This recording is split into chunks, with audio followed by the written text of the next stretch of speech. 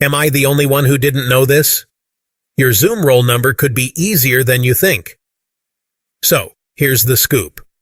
Your roll number for Zoom classes is just the last 4 digits of your mobile number. Yup, it's that simple.